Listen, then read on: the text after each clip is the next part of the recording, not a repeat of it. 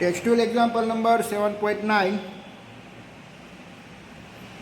A series LCR circuit with R की value दे रखी है, L की और C की वैल्यू दे रखी है. ओके, तो R इज इक्वल टू आपको दे रखा है 20 ohm, C is equal to आपको दे रखा है 35 माइक्रो फेराडे. तो 35 into 10⁻⁻6 farad. Then after L आपको दे रखा है 1.5 एंटी. is connected to the variable frequency is a 200 volt supply. Okay, तो V की भी वैल्यू आपको दे रखी है 200 volt. Which is supply when the frequency of the supply equals the natural frequency of the circuit. What is the average power is a transfer to the circuit in one complete cycle. आपको average power भी निकालनी है. Okay, then after आपको दूसरा जो when frequency इसके आपको एक दूसरा करंट भी आपको निकालना है. ओके, तो यहाँ पे क्या होगा कि यहाँ पे आपको लिखा हुआ है कि भाई when the frequency of a supply is equals to the natural frequency of the circuit. मतलब इसके कौन सी कंडीशन हुई? रेजोनेंस सर्किट हुई. ओके, तो रेजोनेंस सर्किट का पहले तो मैं इम्पीडेंस पूरी सर्किट का क्या होगा, एलसीआर सीरीज सर्किट का इम्पीडेंस क्या होने वाला है? एलसीआर सीरीज सर्किट का इम्पीडेंस होगा R² plus XL minus XC². Okay, तो XL माइनस XC² लिखा हुआ है और यहाँ पे लिखा हुआ है कि भाई जो आपका डिवाइस है उसकी नेचुरल फ्रीक्वेंसी और अप्लाइंग द पोटेंशियल की फ्रीक्वेंसी दोनों सेम है. तो ये वाली कंडीशन को मैं क्या बोल सकता हूँ? Resonance condition. तो रेजोनेंस कंडीशन में क्या होती है? XL is equal to XC. तो आपका इम्पीडेंस कितना मिलने वाला है? इम्पीडेंस आपको मिलने वाला है Z√R². So that R. ठीक है, तो R की वैल्यू आप कितनी दे रखी है? 20 ओम दे रखी है. ओके, हमको क्या फाइंड आउट करना है? पावर निकालनी है. तो पावर की फॉर्मूला क्या होती है? P is equal to V into I. तो पहले हमको I निकालना पड़ेगा. तो I निकालने के लिए हमारे पास फॉर्मूला अवेलेबल है I is equal to V upon impedance Z. तो V की वैल्यू आपको दे रखी है 200 और Z इज इक्वल टू आपने लिखा हुआ है 20. तो 2 is cancel and 2 is also cancel. तो 10. सो दैट यहाँ पे पोटेंशियल आपको दे रखा है 200 इंटू 10. सो दैट 2000 वॉट आपका पावर फाइंड आउट हुआ.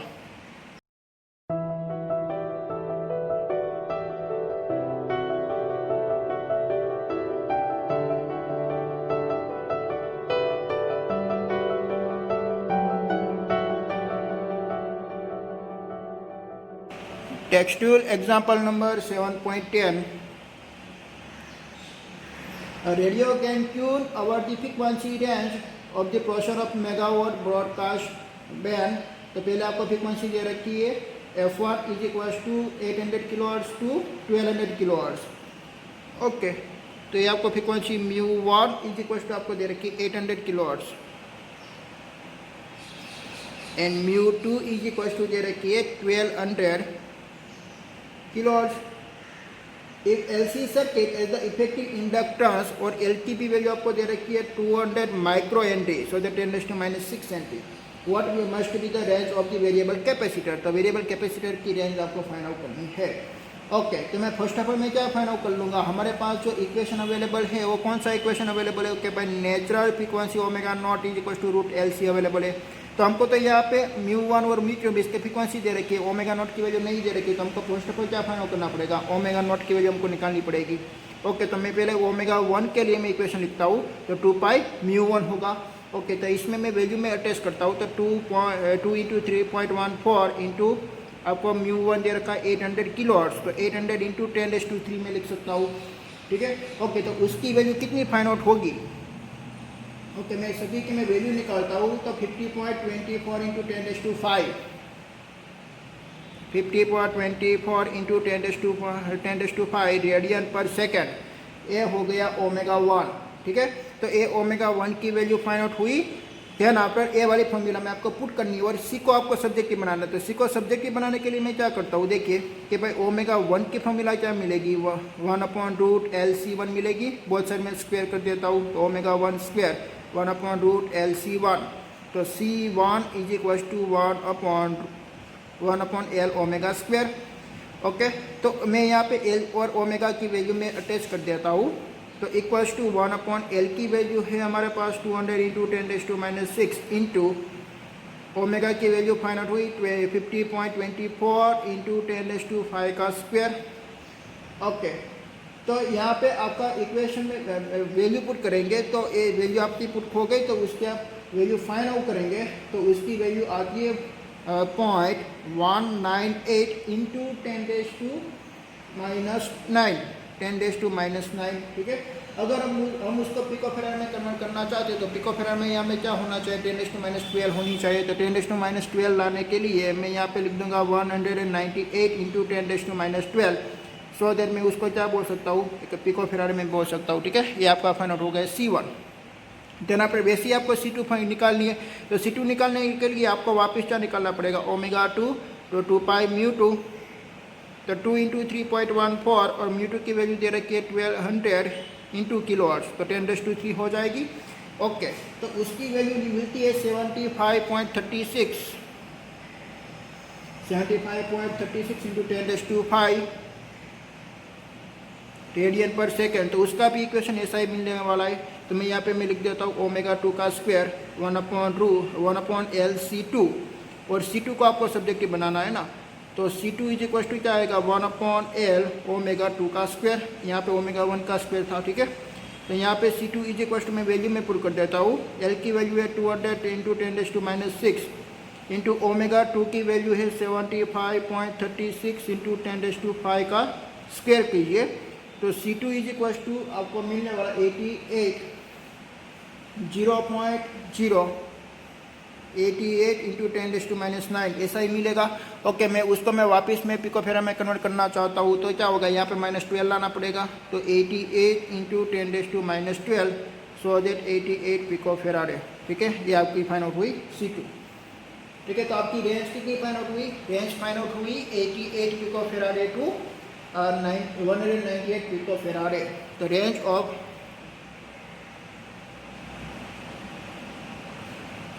capacitor is 88 picofarad to 198 picofarad.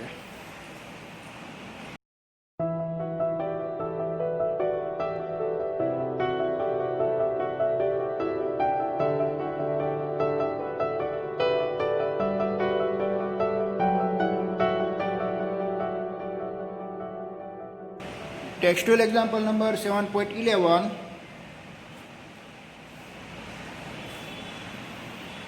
As shown figure, the series LCR circuit is connected to a variable frequency 230 volt source। तो आपको एक LCR सीरीज सर्किट दे रखी है। तो मैं यहाँ पे ड्रॉ कर देता हूँ कि रेजिस्टेंस यहाँ पे इंडक्टर अवेलेबल है, यहाँ पे कैपेसिटर अवेलेबल है, उसके साथ में हमने AC सोर्स लगा दिया है R, L, N, C। तो सभी की आपको वैल्यू दे रखी है। देखिए पोटेंशियल की वैल्यू दे रखी है V = 230 volt. Then after L की वैल्यू दे रखी है 5 हेनरी, C की वैल्यू दे रखी है 80 माइक्रोफेराड। देन आफ्टर R की वैल्यू दे रखी है 40 ओम। तो फर्स्ट ऑफ ऑल आपको क्या निकालनी है, determine the source frequency which drives the circuit is resonance. Okay, resonance circuit में हमको क्या निकालनी है, उसकी सोर्स फ्रीक्वेंसी निकालनी है, ठीक है। ओके, तो उसकी फ्रीक्वेंसी का इक्वेशन, फर्स्ट का इक्वेशन क्या आएगा, ω = 1/√LC। ओके, तो 1/√L की इक्वेशन में वैल्यू हम पुट करेंगे तो 5 इंटू C की वैल्यू आएगी 80 इंटू 10⁻6, और ω की वैल्यू फाइंड आउट होगी 50 रेडियन पर सेकेंड, या तो radian second inverse. Then after B देखिए, obtain the impedance of the circuit and the amplitude of the current at the resonance frequency।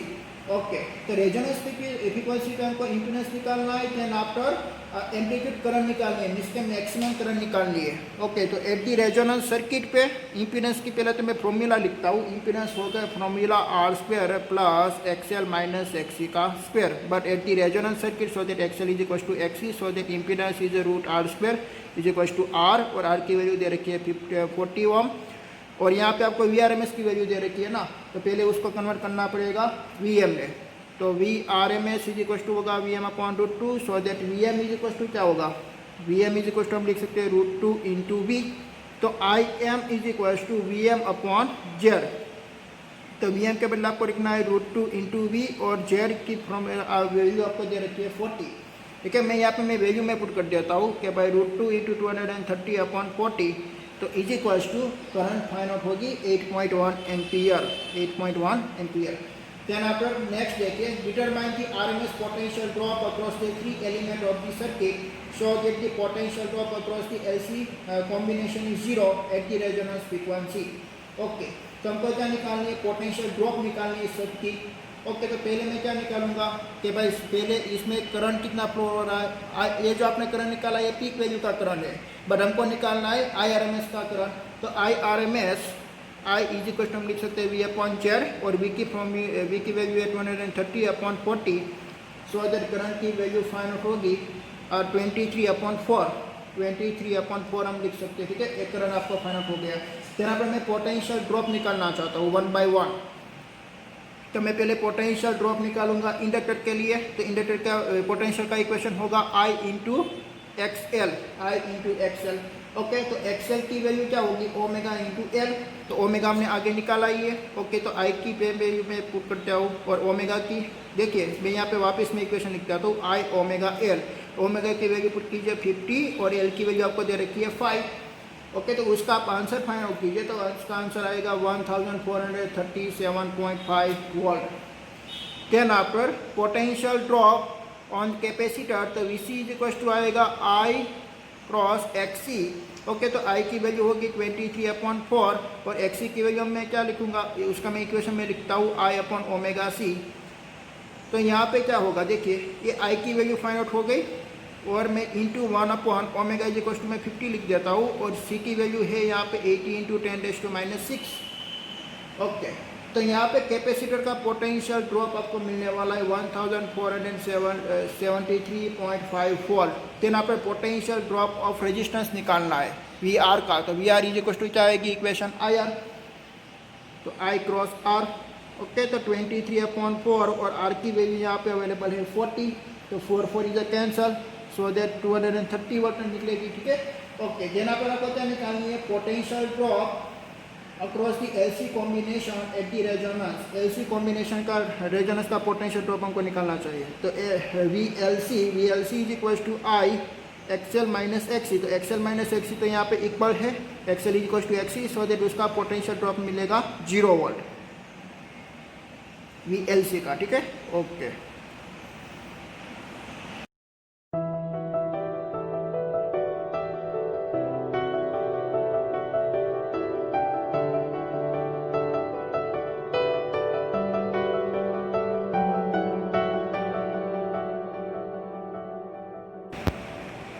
Okay, additional exercise का numerical 7.12 हमको अभी देखना है। 7.12 An LC circuit contained a 20 millihenry inductor and a 50 microfarad capacitor with an initially charge of 10 millicoulomb। Okay, तो पहले तो मैं value लिख देता हूँ। इंडक्टर की वैल्यू आपको दे रखी है 20 milli henry, so that 10⁻³ henry. यहाँ पर कैपेसिटर की वैल्यू दे रखी है 50 माइक्रोफेराड है, सो दैट 50 इंटू 10⁻⁶ फेराड है। ओके, देन आफ्टर आपको चार्ज दे रखा है, इनिशियली चार्ज दे रखा है, तो Q is equal to 10 milli coulomb, 10 into 10⁻³ coulomb.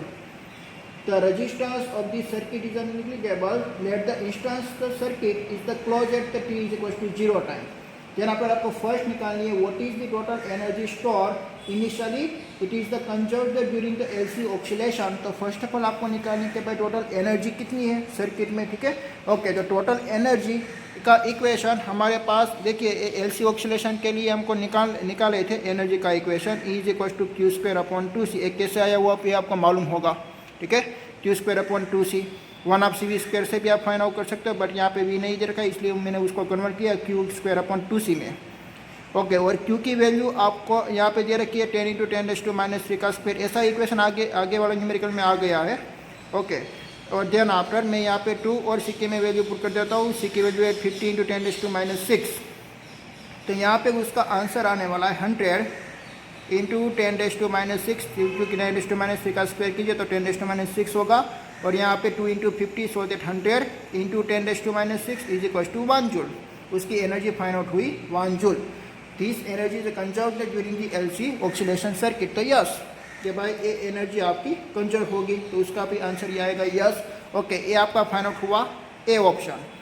Then आपको बी ऑप्शन दे रखा है what is the natural frequency of the circuit. Natural frequency of circuit आपको फाइंड आउट करनी है। तो मैं पहले नेचुरल फ्रीक्वेंसी फाइंड आउट करूंगा, देन आप नेचुरल एंगुलर फ्रीक्वेंसी भी निकालूंगा। ठीक है, तो नेचुरल फ्रीक्वेंसी का इक्वेशन पहले मैं एंगुलर फ्रीक्वेंसी निकालता हूँ।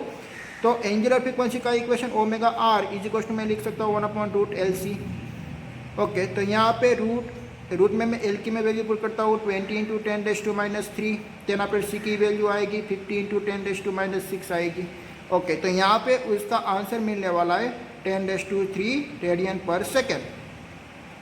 देन आफ्टर आपको नेचुरल एंगुलर फ्रीक्वेंसी आपकी फाइंड आउट हुई नेचुरल। देन आफ्टर आपको नेचुरल फ्रीक्वेंसी निकालनी है, तो ओमेगा इज इक्वल टू हम लिख सकते हैं 2πf is equal to 1/√LC। तो f is equal to answer में हमको मिलने वाला है f is equal to 2π√LC। Okay, तो यहाँ पे मैं सभी की मैं वैल्यू पुट कर देता हूँ। 2 × पाई की वैल्यू होगी 3.14 इंटू एल की वैल्यू होगी 20 × 10⁻³ और 50 × 10⁻6। तो यहाँ पे फ्रीक्वेंसी फाइंड आउट होगी 159.24 हर्ट्ज। ठीक है, ये फ्रीक्वेंसी फाइंड आउट हुई। ये फ्रीक्वेंसी हम कहलाएंगे नेचुरल फ्रीक्वेंसी और ए वाली फ्रीक्वेंसी नेचुरल एंगुलर फ्रीक्वेंसी। मैंने आपको यहाँ पे दोनों मैंने फाइंड आउट कर लिया। ठीक है, ओके, सी देखिए, सी ऑप्शन। तो भाई at what the time is the energy store a completely electrical store in a capacitor. भाई इलेक्ट्रिकल एनर्जी किस में स्टोर होती है? कैपेसिटर में स्टोर होती है। तो आपको एक टाइम निकालना है कि भाई कौन सा ऐसा टाइम होगा कि भाई टोटल एनर्जी किस में कन्वर्ट हो गई, एक कैपेसिटर में है। और कंप्लीट दूसरा आपको ये भी निकालना है कि भाई कंप्लीट मैग्नेटिक एनर्जी मीन्स के स्टोर इन इंडक्टर।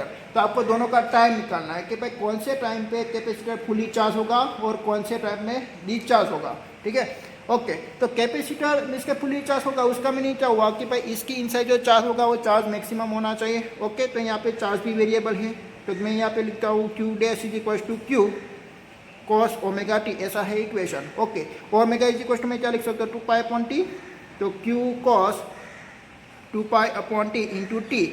तो आपकी जो cos की वैल्यू कब मैक्सिमम होती है?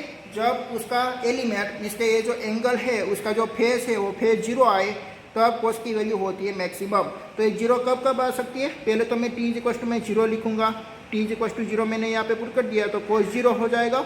देखिए मैं यहाँ पे लिखता हूँ कि भाई Q dash is equal to Q cos 0 और cos 0 is equal to 1, so that maximum Q को मिलेगा, उनको टाइम पीरियड मिला t is equal to 0। Then आप वापिस उसको 0 करने के लिए कब वो 0 होती है? देखिए पहले तो t इज इक्वल टू 0 पे उसके वो मैक्सिमम फाइंड आउट हुआ, t इज इक्वल टू 0 मैंने यहाँ पे पुट कर दिया, तो cos 0 is equal to maximum charge find out हुआ। देन आफ्टर मैं दूसरा में टाइम पीरियड में यहाँ पे सोचता हूँ कि भाई t 0 आप कैसा टाइम पीरियड कंसिडर करेंगे। देखिए यहाँ पे एक मैं वेव में ड्रॉ करता हूँ। देखिए यहाँ से 0 से लेके t तक, तो यहाँ पे 0 आएगा, देन पर यहाँ पे आएगा t/4, यहाँ पे आएगा t/2 एंड 3t/4 एंड वापस आएगा t। तो मैंने पहले 0 ले लिया, तो यहाँ पे कैपेसिटर फुली चार्ज हुआ है। देन आफ्टर ये मैं यहाँ पे t/2 में लेके कंसिडर करता हूँ कि भाई t is equal to t/2, क्योंकि q dash is equal to यहाँ पे देखिए q और यहाँ पे 2π/T और मैं यहाँ पे लिखता हूँ 2/T/2, तो t इज अ कैंसल, तो 2 इज ऑल्सो कैंसल। तो यहाँ पे cos पाई की वैल्यू क्या होती है? मैक्सिमम होती है, तो यहाँ पे वापस आपको Q मैक्सिमम मिलेगा। ठीक है, then after t is equal to मैं लिखता हूँ t, वापस मैं यहाँ पे t लिखता हूँ, तो Q dash is equal to Q cos 2π/T into T, तो t is a cancel and 2π cos 0 होगा, तो cos 0 इज इक्वल टू उसका आंसर आएगा Q। यहाँ पे -Q होता है, बट अपोजिट डायरेक्शन में वो मैक्सिमम चार्ज हुआ, ये पॉजिटिव डायरेक्शन में मैक्सिमम चार्ज हुआ। तो ये सभी टाइम पीरियड में 0 t/2 t ऐसे कंटिन्यूसली चलता ही रहेगा। देन अपन नेक्स्ट क्या आएगा, देखिए इन दोनों के बीच का डिफरेंस कितना फाइंड आउट हुआ, t/2 0 t/2, देन पर वापस t, देन पर दूसरा क्या मिलेगा आपको 3t/2, ऐसे कंटिन्यूसली चलता ही रहेगा। तो ए टाइम पे कैपेसिटर आपका फुली चार्ज होगा। तो कब आपका कैपेसिटर फुली चार्ज होगा, तो उसका मैं टाइम यहाँ पे लिखता हूँ 0 t/2 टाइम पे, t पे 3t/2, ऐसा कंटिन्यूसली चलता ही रहेगा। देन आफ्टर आपका कैपेसिटर का चार्ज कब 0 होगा, जब 0 होगा तब कैपेसिटर डिस्चार्ज हो गया होगा। तो 0 होने के लिए हमको क्या करना पड़ेगा, मैं यहाँ पे t/4 में लिखता हूँ, t is equal to t/4 में टाइम लिखता हूँ। तो Q dash is equal to देखिए Q cos यहाँ पे 2π/T और t/4, तो t is a cancel, so that π/2, तो cos π/2 की वैल्यू होती है 0। Then after t is equal to मैं दूसरा में टाइम में कंसिडर करता हूँ 3t/4, तो Q dash is equal to Q cos 2π/T, यहाँ पे मैं लिखूंगा 3t/4, तो 4 और यहाँ पे आ जाएगा 2 और 2 इज अ कैंसल, तो 3π/2 पे वापस होगा 0। Then after 5t/4, t is equal to 5t/4 देखिए, तो Q dash is equal to Q cos 2 pi upon T, और यहाँ पे मैं लिखूंगा 5t अपॉन 4, तो 4 और यहाँ पे आएगा 2 और T T is cancel, sorry यहाँ पे आएगा 2, तो 5 pi by 2 is equal to वापस होगा 0। तो ऐसे कंटिन्यूसली चलता ही रहेगा। उसकी भी इसका भी डिफरेंस देखिए, 5t/2 जितना डिफरेंस है, पहले था t/4, then after 3t/4, then after 5t/4, ऐसा कंटिन्यूसली चलता ही रहेगा। और सभी टाइम पे आपका कैपेसिटर क्या होने वाला है, डिस्चार्ज। तो ए वाला सभी टाइम पे मैग्नेटिक एनर्जी होगी, energy store in a completely magnetic energy, ठीक है। Energy is complete magnetic energy, और ये वाला टाइम पे total electrical energy, energy in electrical energy. Okay, ये सभी एक वाले टाइम पे सभी इलेक्ट्रिकल एनर्जी आपको मिलेगी, ए वाले टाइम पे टोटल आपको मैग्नेटिक एनर्जी मिलेगी। देन आप डी देखिए, D option, at what time की total energy share equal the between the inductor and capacitor. तो आपकी एनर्जी मीन्स के शेयर हो जाएगी, आपकी एनर्जी मीन्स के हाफ हाफ हो जाएगी, इक्वली एक कैपेसिटर में और इक्वली इंडक्टर में। तो टोटल एनर्जी का इक्वेशन कौन सा था, ए वाला था टोटल एनर्जी का इक्वेशन, ठीक है। तो ए चार्ज में ले लेता हूँ Q डबल डैश, तो 1/2 Q डबल डैश अपॉन में C लिख देता हूँ, और यहाँ पे मैं लिखूँगा 1/Q डैश, ये हाफ हो जाएगी, तो 1/2 Q डैश अपॉन मीन्स के 2C, ठीक है। तो यहाँ पे क्या हुआ देखिए, यहाँ पे 1/2 और 1/2 है, तो A 2 is cancel, C is also cancel, so that Q double dash का स्क्वायर, यहाँ पे स्क्वायर होगा, यहाँ पे भी स्क्वायर होगा, स्क्वायर में इक्वेशन आती है, ठीक है। तो Q dash square is equal to 1/2 Q square, so that Q double dash is equal to कितना चार्ज हो जाएगा, Q/√2 जितना चार्ज हो जाएगा। हमारे पास चार्ज का इक्वेशन अवेलेबल है कि भाई Q double dash is equal to, मैं लिखूँगा Q cos 2π/t into T.